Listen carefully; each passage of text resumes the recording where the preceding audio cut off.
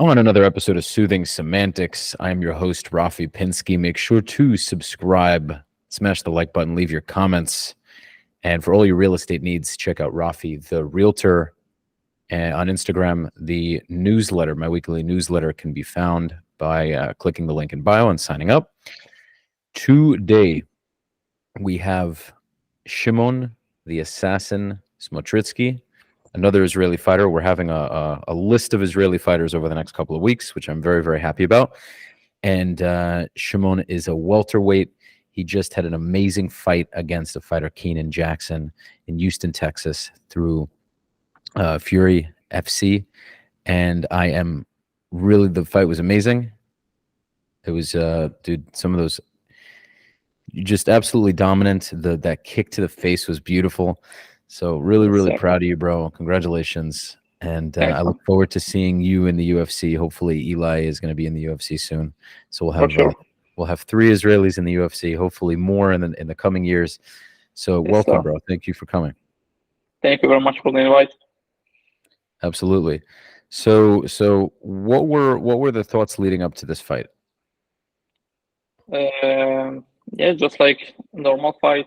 I was preparing I had very good preparation, long training camp, and I was just ready to showcase my skills and to win. It's awesome. It's awesome. It was a great fight, bro. It was really a great fight. Was it a little tough? Like, I'm going to ask you just honest, straightforward questions. Yeah. You had the 2 Contender Series fights, which unfortunately you didn't take home. So, going into this fight, you must have had this crazy motivation to win, right? I mean, I'm sure you go into it every fight like that, but what were your feelings after those 2? Kind of leading into it. Yeah, obviously, like losing, it's always frustrating, especially when you're fighting like for a UFC contract, which is like my dream, to become a UFC fighter, and leading like the ladder to the top. But yeah, man, like I know that I lost in the Contender Series, so mostly to myself because I was too emotional. I rushed too much. I did like mistakes that I wouldn't do in like in other fights, and I know that, and I don't think that I'm not in the level. I know that I'm in the level. I'm in the level of like top UFC fighter. I spar and train with top UFC fighters every day, so I know where I belong. And yeah, man, like this is the reason why my only 2 losses came in the Contender Series, because I put too much pressure on myself, too much expectations, and I know that when I'm fighting and having fun and don't think about the results and the outcome, so I'm performing the best. And this is what happened 2 weeks ago on my last fight on Fury. I just went there. I knew that I had a very good preparation, and I was ready for everything. I didn't think about nothing, didn't think about what my opponent is gonna bring, what he's going to do. I just focused on myself. I've been present. I'm enjoying the moment, and I dominated the opponent for 3 rounds. I didn't look for the finish, too much. I wasn't rushed like I've been in the Contender, and this is why I won. Like when the finish comes, it comes, but I don't like, to overlooking for the finish, because then like I getting too much emotional and I'm stopping thinking clearly. So yeah. That's very good advice. I really wanted to ask you this question for a while. So now that we're finally talking, I get to like understand how your mind was where your mind was. So that's really good stuff. Yeah. Okay. Also, I love the video with you and Natan, the YouTube. Yeah, it was a good one. That's really good.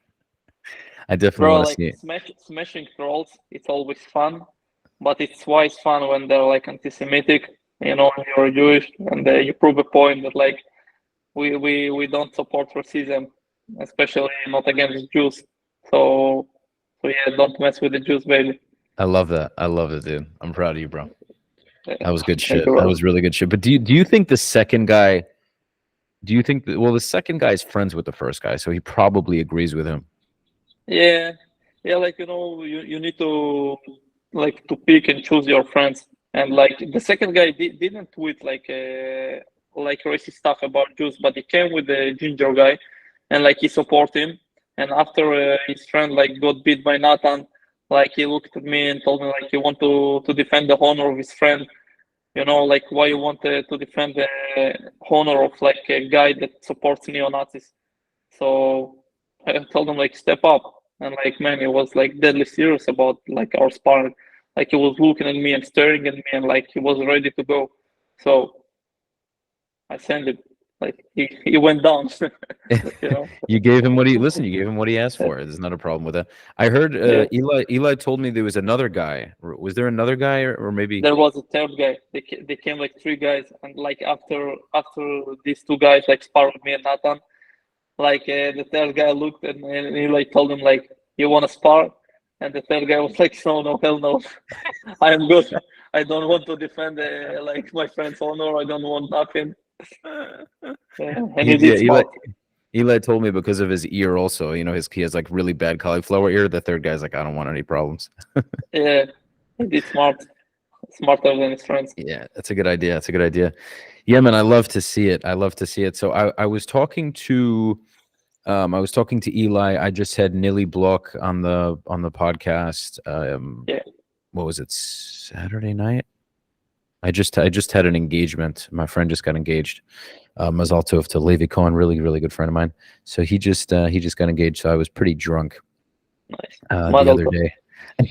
So I'm like forgetting what day it was. I think it was Saturday night. It was Saturday night when I did the podcast with Nilly. So we're talking about just the new wave of Israelis, like the new wave of Jews that are getting into MMA, and you guys have been doing it for years already. You're not new to it at all, but yeah, I'm noticing it's becoming a lot more popular. And so what's his name again? The boxer, Ron Nakash. You know, he has his boxing gym, and then you have Moshe Kedar, and you probably have a lot of others that I don't know about. Moshe Kedar is my coach. Right, I see him. I see he's with you all the time. Yeah. Yeah. So what are you noticing now that you guys are becoming well known? You know, your faces are out there now. You're in America. You're in the big leagues. What are you seeing that's changing with Israeli fighters? Is it becoming a lot more popular? Do you see it becoming a lot more popular? Yeah, for sure, man. Like, let's say, like I'm young, yeah, but I'm not new in MMA. I did my debut in the end of 2016. But yeah, man, definitely, like, I feel in the last 2 years, MMA is becoming like mainstream. It's becoming very popular. People recognize me in the street. Recognize Eli, Nathan, obviously, and it's something that like didn't happen before. You know, because like in Israel, the most like popular sports it's football, like which soccer. And basketball, stuff like this, like judo, but MMA now becoming very popular. And yeah, man, you know, like when you see like Nathan is in the UFC, I'm very close to the UFC, fighting like in a big league. Eli also on the way up right now, fighting in LFA. A couple more wins, he will get his contender shot. Yeah, they see us like living the MMA life, the profession, and it's like a dream, you know, dream for a lot of kids, for a lot of fighters, and they didn't have no one to look up to, like, and now we're doing this path, so they can look at us and see like which road they need to take to succeed and to fight in the US on the big leagues, and obviously this gives motivation to a lot of people, a lot of young fighters. And this is why you see in Israel, like you say, the new generation, a new wave of MMA fighters, and yeah, man, it's becoming huge. Like even like in Brooklyn, I was walking in the street after my fight, and like 5 people stopped me and took pictures with me. You know, like in New York, yeah.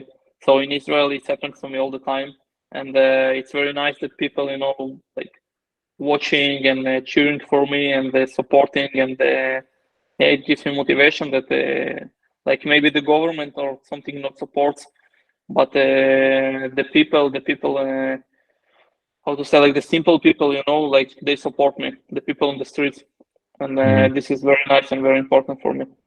Absolutely. Yeah, I first of all, I think the government is gonna be more supportive, especially once we have several guys in the UFC. You know, we had Noah Lahad in the UFC. We had Mati Moti what's his name Orenstein. again? Arnstein, but that was a long time ago, you know. Yeah. Before even when Noah Lahat was there, UFC was already very big, but it wasn't as big as it is now. Like the last like 3-4 years. And it was very big before that, but in the last few years it exploded. It just got Yeah. so much bigger. So Yeah. now you guys are like on the UFC hype train. Like the UFC is worldwide. Everyone's watching it. It's everywhere. So you guys are getting into it at such a big time. Yeah. And I just really like to see it because there's a lot of Dagestani fighters. There's a lot of like Russian Muslim fighters, and it's nice to. I really just like to see more Jews and more Israelis in it. You know, For sure, man. to him by the way. So if you have, I think Eli knows him to some level, but if one of you guys could connect me with him, like I'm gonna reach out to him on Who Instagram. is it? Yinal Ashmuz. And also the Yeah. So that would be cool because I have some really interesting questions for him. Yeah, man. So I think I know you're a little bit tight on time. We still got what, like another 10 minutes? 20 minutes. 20 minutes is fine. Yeah. Yeah. Okay. Yeah.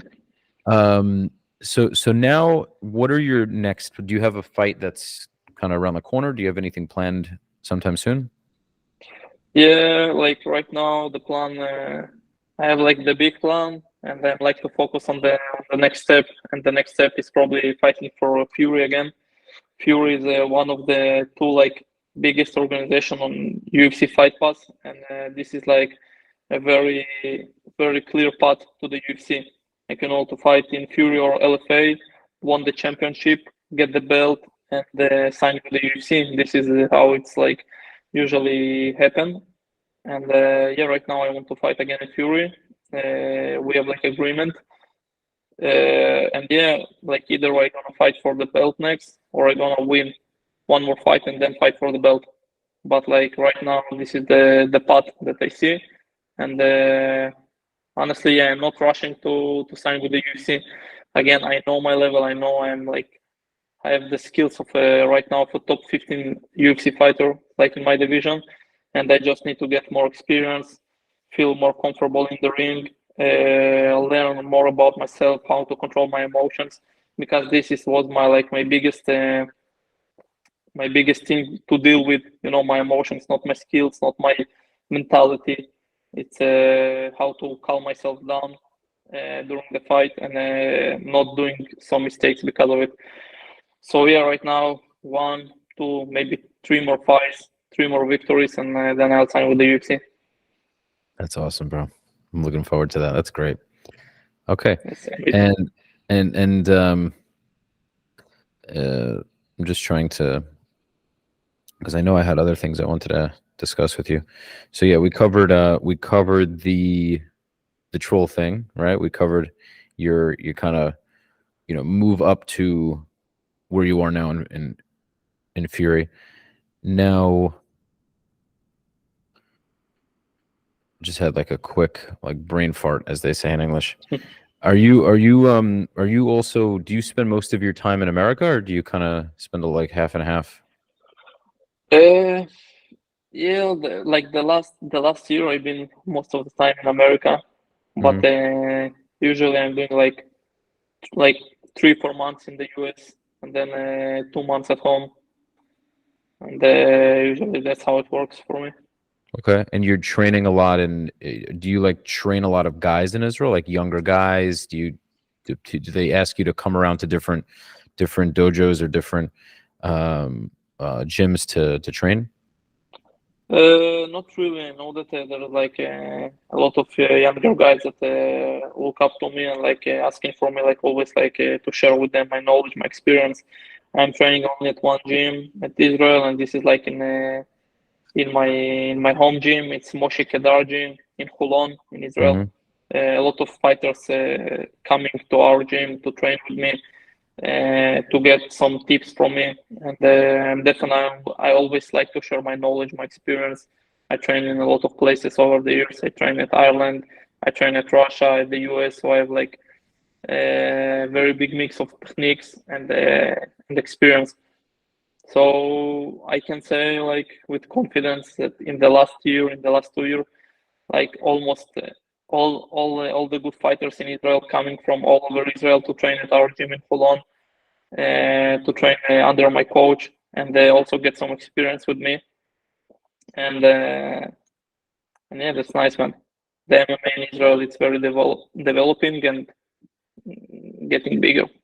It's nice to see. Yeah, it's really awesome. I hope it becomes like a really, really popular thing where there's just like, can you imagine in a couple of years there's like 15 Israeli fighters in the UFC and like, you know, Yeah, five. It will be a dream, and it can be also like right now in Israel. In the last 2 years, they opened the IMMAF organization. It's the IMAF. It's the amateur organization. It's like a worldwide organization, if you know. And they're doing a lot of amateur tournaments, and Israeli fighters, like young kids and like teenagers, can get the best experience. You know, they're doing a lot of fights, like amateur fights, and this is something I didn't have at the time. Of course, like Natan didn't have this, Eli didn't have this, and this is like privilege that young fighters today have that we didn't have. So like this is a very great platform, and I think because of it, a lot, like the MMA in Israel will grow and it will be much better. Because think of it, like when I start straight away pro. Like of course I did a lot of competitions in BJJ, in kickboxing, in wrestling, but it's still like not MMA. It is a good experience of martial arts, but the best experience for MMA, it's MMA. And also right now in Israel, they're doing like almost every month MMA tournament, and the kids have like couple days competition, which like they can do in 1 year, like 10 amateur MMA fights, 12, and this is great. So yeah, I think in couple years, like maybe not in 3-4 years, but I think in 10 years, we can get like 10 UFC fighters, Israeli UFC fighters. Who are some other names? That's amazing. Who are some other names that you think of right now that are on the come up, that are slowly making their way? There's this guy I'm seeing, Itai Tratner. He looks pretty good. Yeah. He just had a win, right? Yeah, in Croatia, I think. He trains at my gym under my coach. Nice. So he seems like a good fighter. He is a good fighter. Also, you have still you need to like to get more victories, more experience. But definitely, if you keeping like in the same way, if he keeps winning, he keeps getting better, like he's doing right now. So I can see him in a couple of years in the UFC too. And yeah, I was like speaking more about the amateur fighters. Like there's a lot of kids right now in my gym. They're 17 years old, 18 years old, already have like I think like around 10 amateur fights, and they just keep growing, just keep like training and fighting more. And yeah, I can see them like in 4 or 5 years doing very good professional career. Wow, that's awesome. I'm so excited for this, man. That's so awesome. Yeah, it's really this good. is something that wasn't exist before, because before like we was like training here, we was competing in kickboxing, BJJ, in wrestling, and then just going straight pro. And after like couple fights in Israel, we will go like out of Israel, and out of Israel, no one wants to build you. No one's like Israeli fighter will win on other soil. So right now, like the kids here doing so many fights, getting all the experience. When they will do their like pro debut, or like will get couple pro fights and then fight outside of Israel, like they don't care anymore if you won't build me or no. Like I'm good enough, I have the like enough experience, like I don't care, So that's a very interesting point. That's a good point. Yeah. We're just building a much stronger foundation than we used to have. Yeah, so that's super important. Yeah. Exactly. I've seen a couple, I think more than once. There was like a Temani kid with like long payot, and he looked like a really strong, really tough kid. So that would be fun to see if we have someone like that in the UFC. That would be wild. Yeah, for sure. Yeah, with the pace. Right? Yeah. Okay, man. I think we covered a lot of ground. We really, it was a nice discussion. I hope everybody listening enjoyed. Make sure to check out Shimon's Instagram at the Assassin MMA on Instagram. I'm going to drop the link so people can find it in the description of the video. Go see what he's up to, guys, because he's going to be making very, very, very big waves. Really, really proud of you, bro. I love watching you grow, and I know one day soon you're going to be in the UFC, and it's really going to be nice to see you there and represent us. And so that wraps up this episode. Thank you so much for coming. I'm just gonna finish it out. As always, guys, make sure to subscribe, smash the like button, leave your comments. For all your real estate needs, you know who to contact. It has been another episode of Soothing Semantics. Until next time, peace. So